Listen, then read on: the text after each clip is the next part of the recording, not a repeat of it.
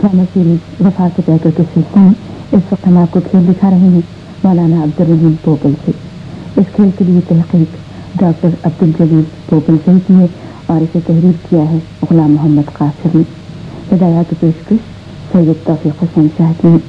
मुझे नाज़ फरमाइए फातिमा राफल के तारफन से। आप जब श्री वसाहत तशरीफ लाए तो सन 1920 में यहाँ खिलाफत तहरीर चल रही थी, तो आपने सैफुल हिंद अपने उस्ताद सैफुल हिंद मौलाना महमूद अल हसन साहब के कहने पर सियासत में हिस्सा लिया। तहरीक खिलाफत जोरों पर थी, आपने उसमें बड़ी अच्छी तरह हिस्सा लिया। खिलाफत तहरीक मेरी हम पर दूसरी तहरीक है, इसके बड़े बड़े जलूस मैंने देखे हैं और जिसमें एक बार हजरत मौलाना मोहम्मद अली जौहर और बीएमएन तशरीफ लाई थी मौलाना चौधरी के बाद, तो उस तारीख में उन्होंने एक खासा काम किया मुफ्ती साहब ने।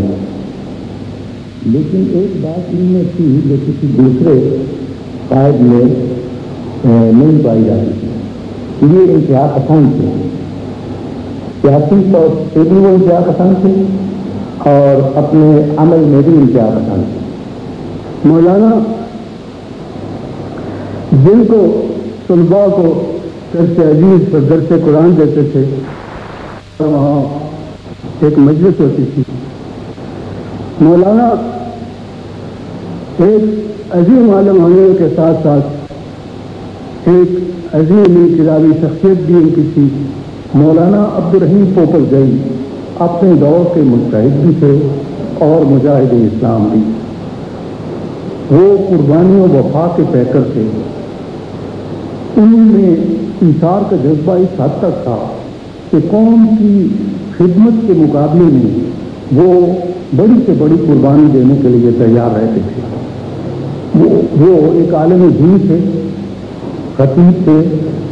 इस एतबार से भी लोग उनका बहुत एहतराम करते थे, लेकिन साथ ही साथ वो एक सियासी रहनुमा थे।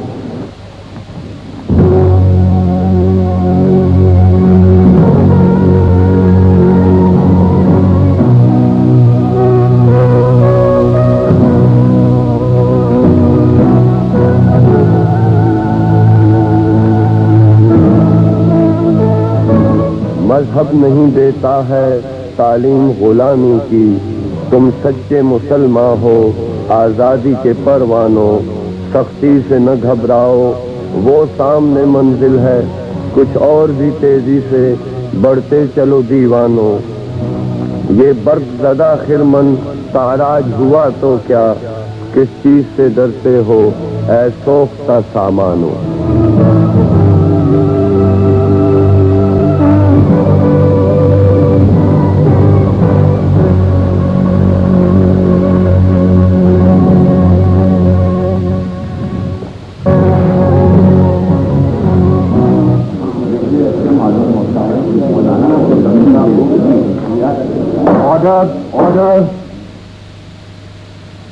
वकील में इस्तेमाल आपने तलाक जारी रखे। इलाज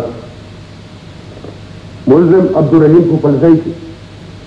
जराइम की फहरिस्त इतनी तवील है कि अगर मैं इन्हें गिनवाना शुरू करूं तो मुझे अंदेशा है कि इस मुकदमे की कार्रवाई कभी खत्म ना हो, और इस वक्त से फायदा उठाकर इनके हिमायतियों और बागियों का टोला सूबे में तशद्दुद और लूट मार का बाजार गर्म कर देंगे। मिलाद मुल्जिम चालाक, अय्यार और साजिशी है। अगर इसके गुज़श्ता रिकॉर्ड को देखा जाए तो ये बात रोज रोशन की तरह आया होगी कि इसने शुरू दिन से ही ताज बरतानिया के खिलाफ लोगों को भड़काया, कभी आज़ादी के नाम पर सादा लोगों को उकसाया, कभी किसान तहरीक में शामिल होकर हल चलाने वाले सीधे साधे लोगों के सामने उनके हुकूक का ड्रामा रचाया। इलाज ये शख्स इतना मासूम नहीं जितना ये नजर आ रहा। किस्सा खानी के खूनी बल्ले में सैकड़ों मरने वालों के खून से इसी के हाथ रंगे हुए। इलाज مسلم کو سیاسی لیڈر اور انسانی حقوق کا چیمپئن بننے کا بھی شوق ہے. اس نے خاکروز جیسے بے زبان طبقے کو بھی بغاوت کی زبان دی. اب میں اصل حقائق کی طرف آتا ہوں. علاج 1924 میں کانپور سازش میں بھی یہ حضرت مولوی. ان کی سرگرمیاں نہ صرف اس ملک میں بلکہ بیرون ملک بھی تاج برطانیہ کے مخالفوں کے ساتھ جاری رہی. 1928 میں اسی سلسلے میں یہ کابل بھی گئے. اس کے علاوہ ترکی اور سعودی عرب کے ساتھ بھی اس کے روابط رہے. 1929 میں میرٹھ سازش میں بھی یہ سرگرم عمل. 1930 میں اس بہروپے نے تاج برطانیہ کے خلاف سول نافرمانی کے لیے وار کونسل بنائی. وار کونسل اور بغاوت کا منصوبہ بنایا. اور کہ سخانی میں بے گناہ لوگوں کے خون کا یہی شخص سب سے بڑا مجرم ہے. میرے خیال میں اس گناونے جرائم کا مرتکب ہونے والا شخص کسی بھی رحم اور نرمی کا مستحق نہیں ہو سکتا. And that's all my lord. استغاثہ کے دلائل اور حالات اور واقعات کے روشنی میں ہمیں نظر آتا ہے کہ تم برٹش خان کے خلاف منظم سازش چلا رہے ہو. بولو تم کیا بولتا ہے؟ دین کی تبلیغ اور مسلمانوں کو ان کے فرائض کی یاد دہانی کرانا بغاوت ہے. لوگوں کو بھڑکانا اور قانون سستی پر آمادہ کرنا تبلیغ ہے. تم تو گورنمنٹ کے خلاف نفرت کے شعلے بلند کر رہے ہو. شعلے تو آپ سرکار نے بلند کر رکھے ہیں ہر سمت. میں تو اپنے ہم وطنوں کو اپنے دین اور وطن کی ٹھنڈی چھاؤں میں دیکھنا چاہتا ہوں. ٹھنڈی چھاؤں؟ واٹ ٹھنڈی چھاؤں؟ رام سنگ، تم اپنے تقریروں میں بولا کہ ملک کا قانون توڑ دو، بہت سادہ لوگوں کو قتل کر دو.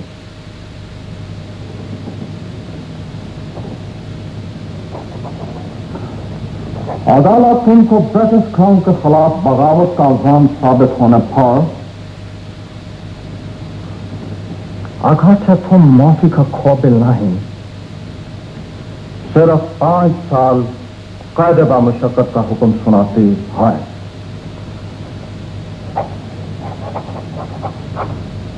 قانون آپ کا ہے، عدالت آپ کی، وکیل بھی آپ کے اور گواہ بھی آپ کے. صرف 5 سال. آپ کے قلم میں بس اتنی طاقت تھی. میں تو شہادت کی آرزو لے کر نکلا تھا. زمانہ سخت کم آزار ہے بجان اسد، وگرنہ ہم تو توقع زیادہ رکھتے ہیں.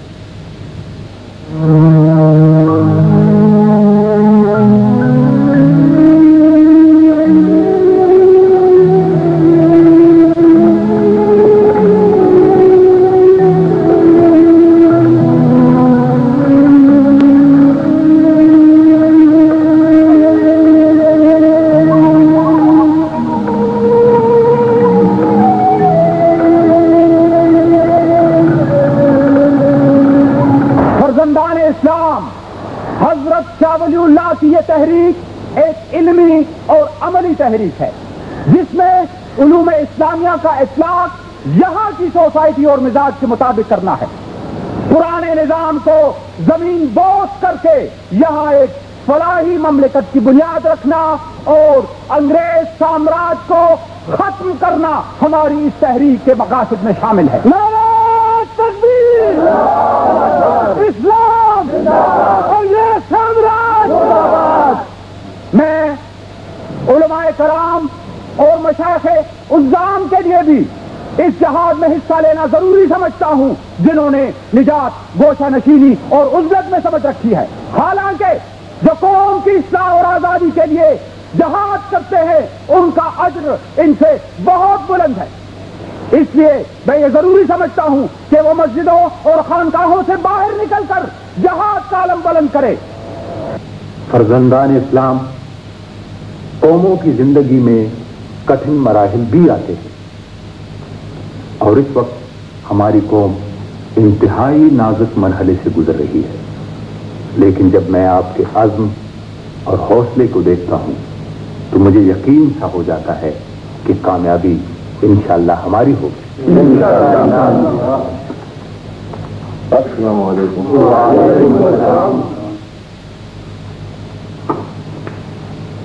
ماشاء اللہ، ماشاء اللہ، سبحان اللہ، سبحان اللہ۔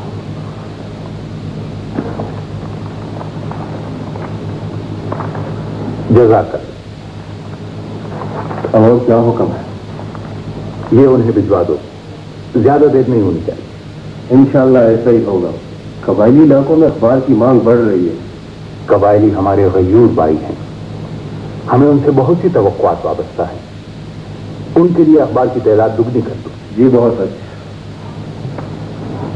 یہ اخبار انگریز کے باغی نوجوانان سرحد اور حزب اللہ جیسی ہماری خفیہ تنظیموں کی بڑی مدد کر رہا ہے، اور اب تو مولانا نے کسی انداز کا ایک اردو اخبار نکالنے کا بھی فیصلہ کیا ہے۔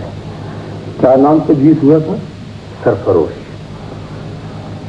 اب اصل مسئلے کی طرف آتے ہیں۔ واقعی افغانستان جس آگ میں جل رہا ہے اور غازی امان اللہ خان کے خلاف جو مہم چلائی جا رہی ہے، اس سلسلے میں ہماری ذمہ داریاں بہت بڑھ جاتی ہیں۔ اسی سلسلے میں میں نے آپ حضرات کو تہمت کی ہے۔ یہ پشاور کے ڈپٹی کمشنر کی طرف سے دوسرا جواب ہے۔ نمبر 147 ایس ٹی پشاور مورخہ 11/3/29 کے سلسلے میں آپ کو اطلاع دینے کا شرف حاصل کرتا ہوں کہ حکومت افغانستان کے اندرونی معاملات میں عدم مداخلت کی حکمت عملی پر کاربند ہے، لہذا جن اصحاب کے نام اس غرض سے پیش کیے گئے ہیں کہ انہیں افغانستان کے علماء کی کانفرنس میں شریک ہونے کی اجازت دی جائے، انہیں مطلوبہ اجازت نہیں دی جا سکتی۔ آپ کا مخلص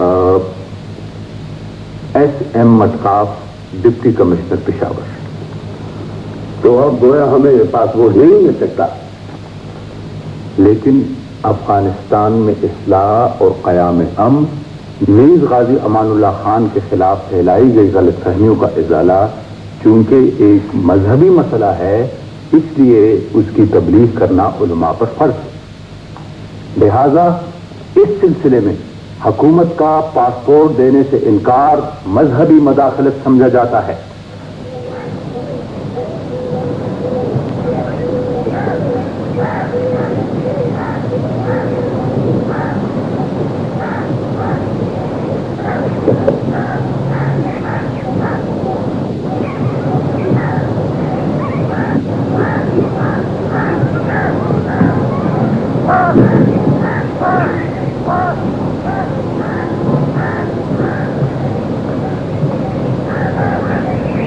میں آپ سے اجازت طلب کرنے کے لیے حاضر ہوا ہوں۔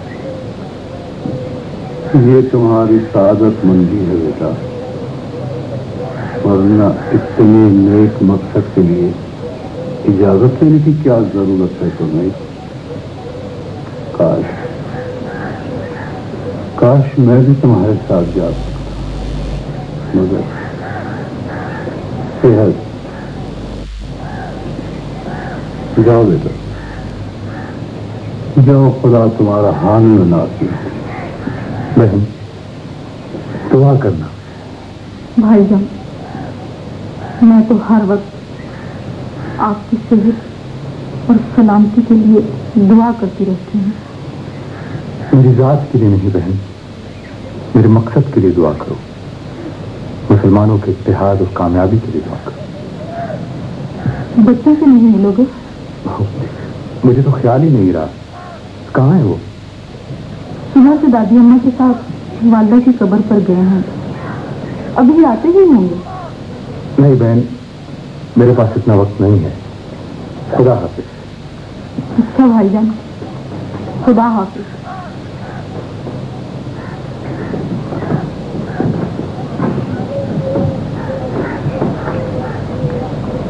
زندگی میں پہلی بار بیٹی سے ملے بغیر کہیں جا رہا ہے جو اس سے اپنی جان سے بھی زیادہ عزیز ہے۔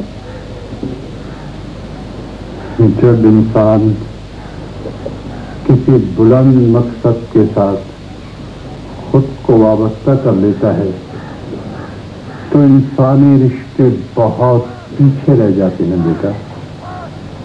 मौला, मेरे भाई के खलूस की लाज रखना।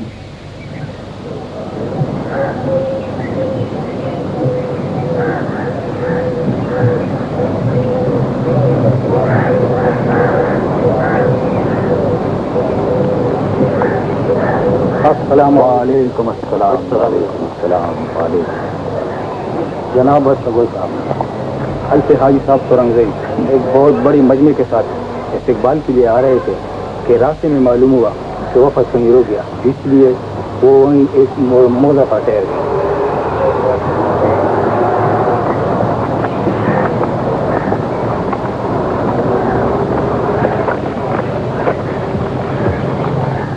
वालिद साहब को तशरीफ लाना चाहते थे लेकिन बीमारी की वजह से नहीं आ सके। हाजी साहब तुरंगज़ई की जात पर हम सबको फख्र है।